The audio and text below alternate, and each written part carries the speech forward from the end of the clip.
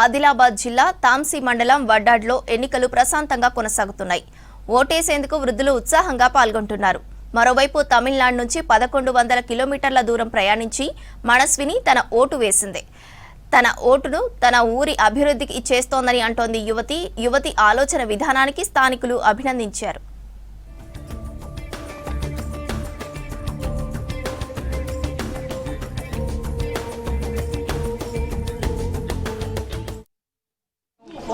Voted and came from Chennai, traveled around like 1100 kilometers just to vote here.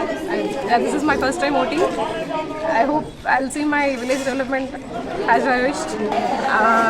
అంత దూరం నుంచి రావాల్సిన అవసరం లేదు, కానీ నా ఓటు నేను ఉపయోగించుకోవాలనుకున్నాను.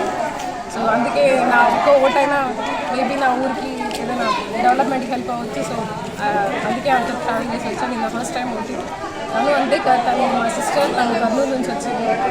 సేమ్ తను కూడా తన ఓటు యూజ్ చేసుకుందాం అనుకున్నాను.